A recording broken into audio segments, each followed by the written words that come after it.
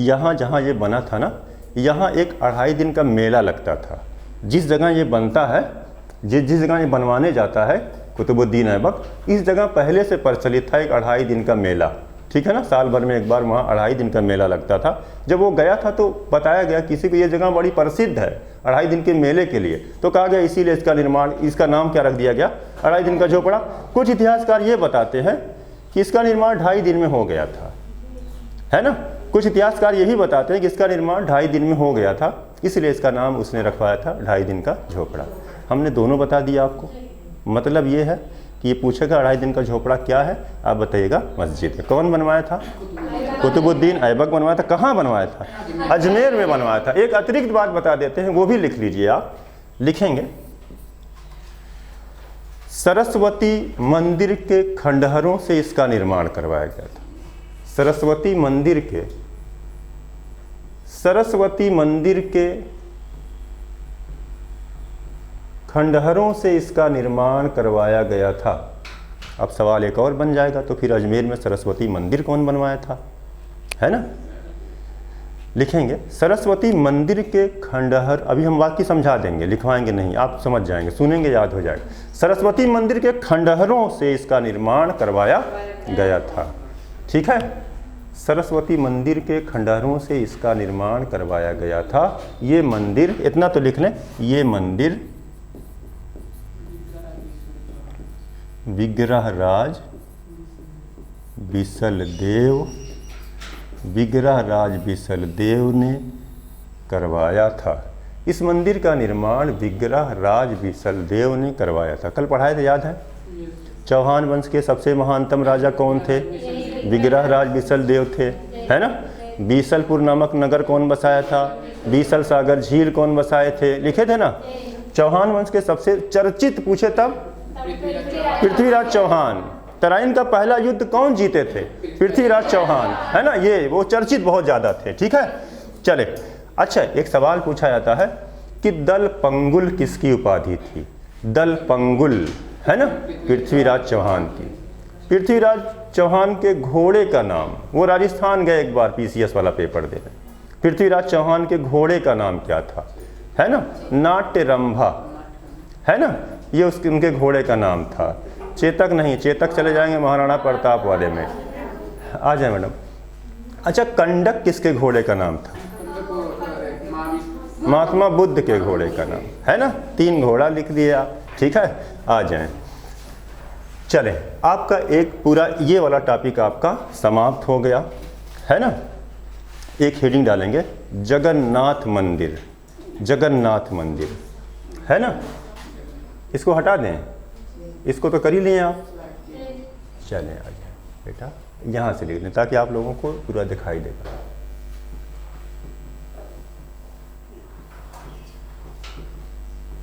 जगन्नाथ मंदिर लिखेंगे, उड़ीसा के पुरी में है। पुरी शहर है ना उड़ीसा में। उड़ीसा में कहाँ है ये? पुरी में। पुरी कहाँ है? उड़ीसा में। उड़ीसा में, अरे भाई,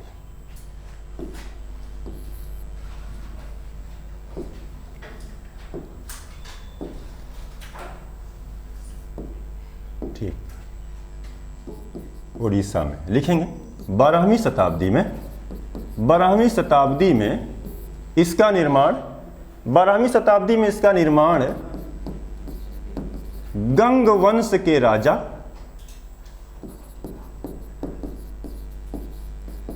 अनंत वर्मन ने करवाया था। 12वीं शताब्दी में इसका निर्माण गंग वंश के राजा अनंत वर्मन ने करवाया था। काम खत्म हो गया। ये एक टॉपिक छोटा सा। जगन्नाथ मंदिर कहाँ है? उड़ीसा में। उड़ीसा में कहाँ है? भुवनेश्वर में है कि पुरी में है? तो बताएंगे पुरी में है ना। एक चीज़ और बच गया बेटा, लिखेंगे। अच्छा, जरा बताइएगा आप लोग, ये शैव मंदिर है कि वैष्णव मंदिर है? हाँ, लिखेंगे आप, लिखेंगे आप, ये वैष्णव मंदिर है ना। ये वैष्णव मंदिर है। बड़े बाबू आप बता रहे हैं शैव मंदिर है ना। ये वैष्णव मंदिर है, ठीक है। तो ये हो गया आपका जगन्नाथ मंदिर, सही है। जगन्नाथ मंदिर कहाँ है? उड़ीसा के पुरी में है। और इसका निर्माण किसने करवाया था? गंग वंश के राजा गंग वंश के राजा कौन थे? जो हाँ, अनंत वर्मन ने इसका निर्माण करवाया था। मंदिर किस देवता से संबंधित है? विष्णु जी से संबंधित है। काम हो गया यहाँ समाप्त बेटा। आ जाए, पैराग्राफ चेंज करेंगे, अगला टॉपिक आ रहा है, ठीक है? लिखेंगे आप, अलाउद्दीन खिलजी तथा मोहम्मद बिन तुगलक के समय प्रशासन। बहुत ज़बरदस्त टॉपिक है ये, है ना? पीसीएस मेंस लिखना हो जिसको आईएएस का पेपर देना हो, वहाँ धुआंधार सवाल आता है यहाँ से। इतना जाने आप तो फिर आपके सिलेबस में आप अलर्ट रहिए। यहाँ से कोई छोटा छोटा सवाल आपसे पूछने लगेगा धुआंधार यहीं से। अलाउद्दीन खिलजी, पूरा लिखिएगा, हम थोड़ा शॉर्टकट में लिख दिए हैं। अलाउद्दीन खिलजी तथा मोहम्मद बिन तुगलक के समय प्रशासन। कैसे इनके समय प्रशासन चलता था? आज हमारे यहाँ बहुत प्रशासनिक अधिकारी हैं, प्रशासन चला रहे हैं, है ना? तो इनके समय प्रशासन कैसे चलता था बेटा? तो इसी के बारे में बताया गया बड़े अच्छे से। स्टार्ट करेंगे और लिखेंगे इल्तुतमिश। जरा देखें स्टार्ट कहाँ से कर रहा है? इल्तुतमिश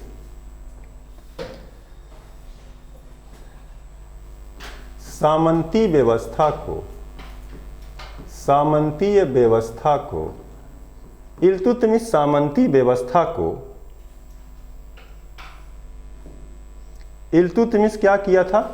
सामंती व्यवस्था को, नहीं थोड़ा पतला करना था इसको, जो है इधर जो ये बढ़ाने का पहले ये वाला नहीं ये हाँ, इसको घटा दें, हाँ,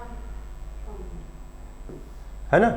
चले, आपने बताया कि इल्तुतमिश सामंती व्यवस्था को नियंत्रण में रखने के लिए, सामंती व्यवस्था को नियंत्रण में रखने के लिए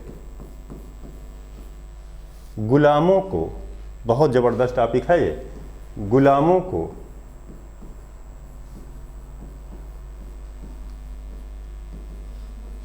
प्रांतों का सूबेदार बनाया, प्रांतों का सूबेदार बनाया,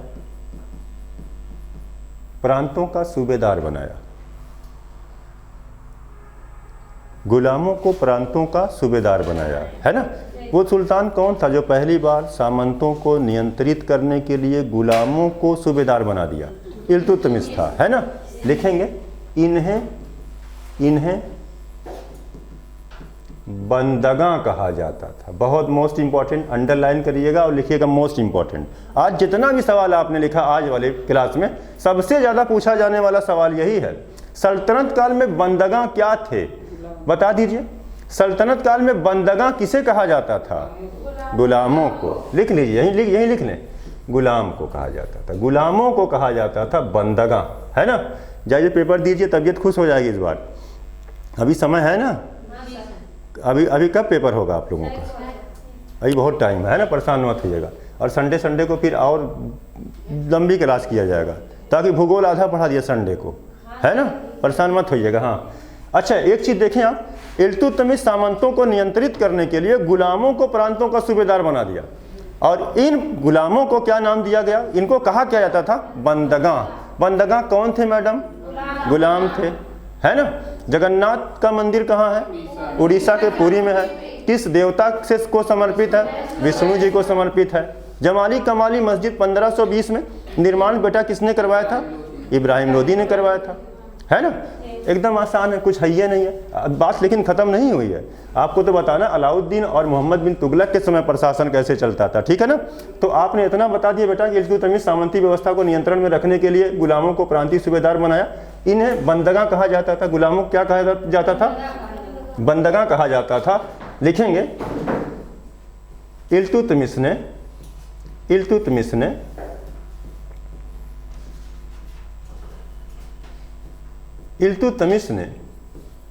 तुर्के चिहलगानी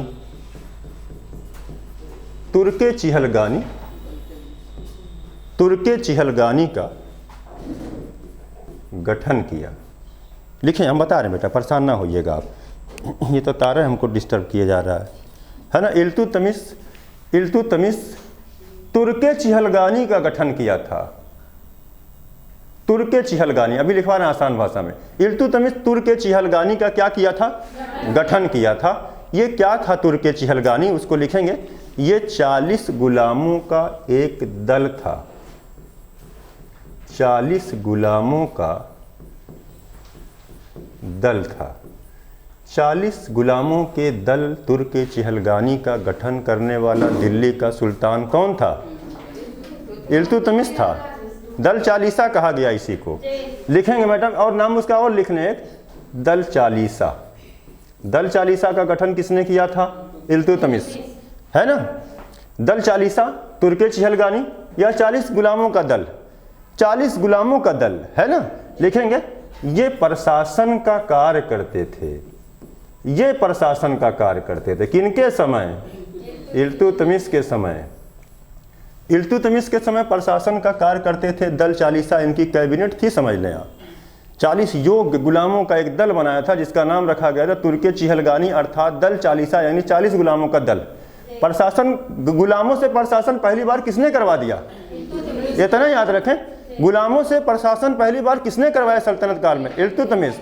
यानी इससे पहले सामंत शासन करते थे, सरदार बड़े बड़े, है ना, निरंकुश हो जाते थे तो सत्ता पलट देते थे। सत्ता तो गुलाम भी पलटेंगे आने वाले दिनों में। बहरहाल बेटा देखेंगे आप, दल चालीसा गठन किया और यही इल्तुतमिश के समय प्रशासन किए। तो देखा जाएगा अलाउद्दीन मोहम्मद बिन तुगलक के समय कौन प्रशासन करता था, ये जानना हमको, है ना।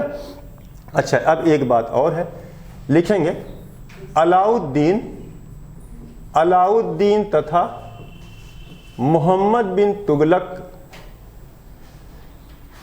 अलाउद्दीन तथा मोहम्मद बिन तुगलक ने भी प्रशासन में, खूब अच्छे से समझें, आपको समझना है, ठीक है। प्रशासन में अलाउद्दीन खिलजी और मोहम्मद बिन तुगलक ने भी प्रशासन में गुलामों का प्रयोग किया, गुलामों का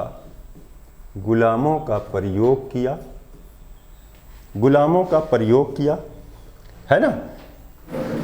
अलाउद्दीन खिलजी और मोहम्मद बिन तुगलक ने भी प्रशासन में क्या किया? गुलामों का प्रयोग किया। लेकिन साथ ही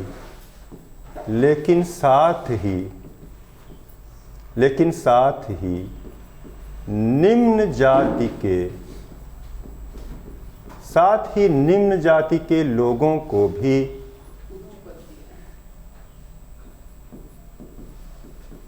उच्च पद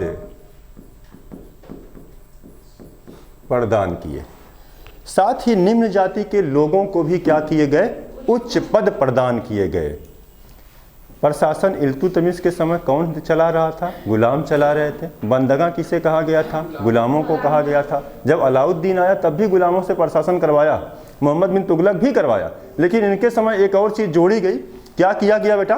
प्रशासन में ये लोग, दोनों लोग, अलाउद्दीन भी और मोहम्मद बिन तुगलक भी प्रशासन में गुलामों का प्रयोग किया, लेकिन साथ ही साथ प्रशासन में निम्न जाति के लोगों को उच्च पद प्रदान किए। आपसे पूछा जाएगा दिल्ली के वो 2 सुल्तान कौन से हैं जो प्रशासन में ऊंचे ऊंचे पद पर निम्न जाति के लोगों को भी बिठा दिए?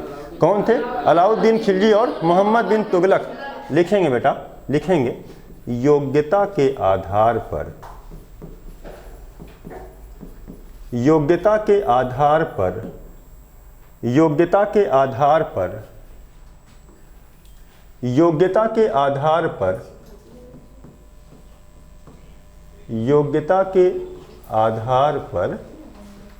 पद देने वाला, योग्यता के आधार पर पद देने वाला पहला सुल्तान, बहुत इंपॉर्टेंट है बेटा, पहला सुल्तान अलाउद्दीन खिलजी था। योग्यता के आधार पर पद देने वाला पहला सुल्तान कौन था? अलाउद्दीन खिलजी था। उसने नहीं देखा कौन निम्न जाति का है बड़े बाबू, कौन उच्च जाति का है। जो योग्य था उसको उसने बड़े से बड़े पद को दिया, है ना। तो आपने बताया कि गुलाम, 40 गुलामों का एक दल बनाकर किसने प्रशासन करवाया था? इल्तुतमिश। जब अलाउद्दीन मोहम्मद बिन तुगलक आए तब भी प्रशासन किए, लेकिन यहाँ एक बात नई हुई थी। क्या नया हुआ था? निम्न जाति के लोग को भी उच्च पद दिए गए, प्रशासन में शामिल किया गया। अलाउद्दीन पहला आदमी था जो योग्यता के आधार पर पद दिया था। ये सवाल अपने आप में बहुत इंपॉर्टेंट है, इंपॉर्टेंट आप निशान जरूर लगाइएगा, है ना। बहुत पूछा जाता है। एक तो दक्षिण भारत पर आक्रमण करने वाला पहला सुल्तान, दक्षिण भारत पर आक्रमण करने वाला पहला सुल्तान अलाउद्दीन खिलजी था, कल पढ़े हैं आप, है ना। और एक सवाल ये भी आ गया, एक सवाल और आता है बेटा, आएगा अगली एनसीईआरटी में, थोड़ा सुन लीजिए आप। राजनीति को धर्म से अलग करने वाला दिल्ली का पहला सुल्तान कौन था? अलाउद्दीन खिलजी था, है ना। अब लिखेंगे बेटा, तो योग्यता के आधार पर पद दे दिया गया, निम्न वर्ग के लोगों को ऊंचे ऊंचे पद दिए गए, ये लोग भी प्रशासन करने लगे, है ना। लिखेंगे मोहम्मद बिन तुगलक के समय, यही देखें आप, इनके साम्राज्य के लिए थोड़ा भयंकर हो जाएगा। क्या लिखा जाएगा बेटा कि मोहम्मद बिन तुगलक के समय, मोहम्मद बिन तुगलक के समय माली, यही लिखा गया एनसीईआरटी में बेटा, माली, मोची,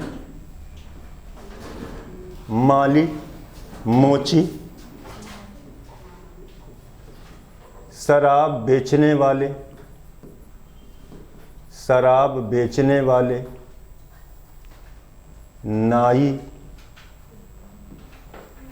मोहम्मद बिन तुगलक के समय माली, यही पूछे उठाकर आपसे, बहुत इंपॉर्टेंट है आपके लिए, जूनियर टेट के लिए, जूनियर सीटेट के लिए, और साथ साथ एलटी ग्रेड के लिए, और जो पीसीएस की तैयारी कर रहा है, आईएएस की लोअर पीसीएस के लिए, उनके लिए, उनका दिमाग काम नहीं करेगा किसके लिए पूछ दिया है सवाल, है ना। इतना ज़बरदस्त सवाल है बेटा, ये इतना कॉन्सेप्ट है ना यहाँ पर, उसको आप पकड़ लीजिए, आपको याद नहीं करना। और बड़ी परीक्षा में जब भी सवाल आएगा फैक्ट को छोड़े कॉन्सेप्ट से ही आता है।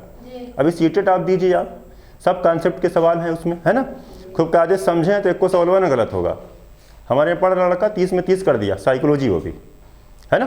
तो ऐसे आप भी पढ़िए, सब सवाल मिल जाएगा, है ना। अब जरा देखिएगा, एक आपसे पूछेगा, दिल्ली का एक सुल्तान आता है जो योग्यता के आधार पर पद देता है, पहला सुल्तान था, अलाउद्दीन था। गुलामों से प्रशासन करवा दिया था, इल्तुतमिश था। क्या गुलामों से इल्तुतमिश पर वो अलाउद्दीन खिलजी प्रशासन नहीं करवाया था?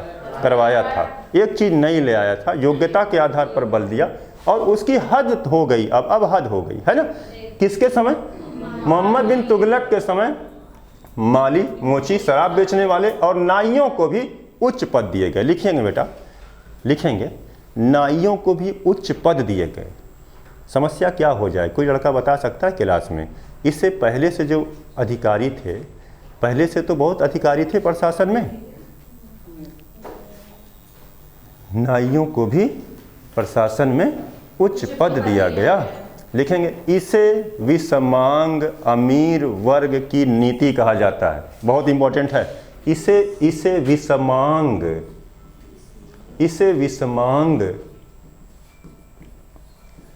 अमीर वर्ग की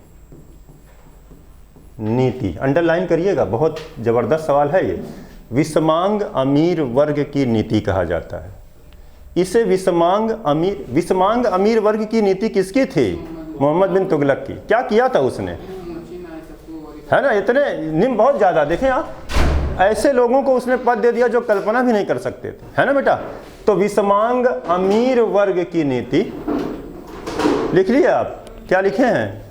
इसे ही विषमांग अमीर वर्ग की नीति कहा जाता है, जो तुगलक साम्राज्य के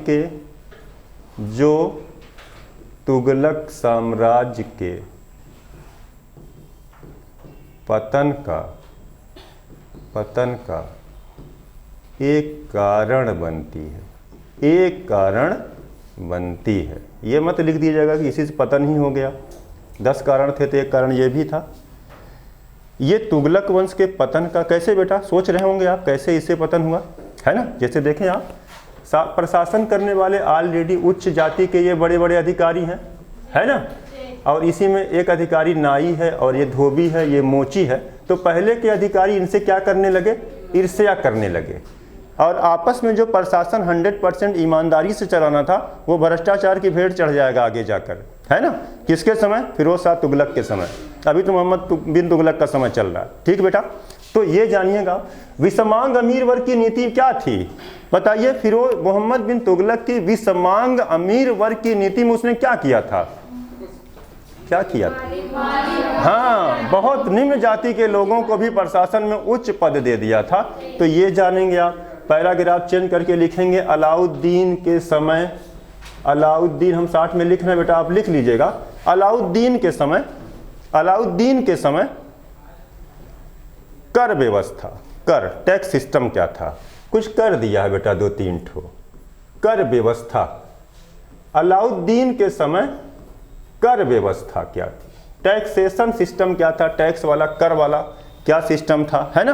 तो अलाउद्दीन के समय बताने का मतलब अलाउद्दीन के समय कौन कौन सा टैक्स लिया जाता था। 3 ठो टैक्स दिया है, खाली 3 ठो दिया है, खाली 3 ही दिया है। बड़ी खुशी की बात है, कक्षा 7 में अलाउद्दीन के कर दिया भी तो खाली 3 ही टैक्स दिया। बेटा नंबर 1 लिखेंगे आप खराज, खराज,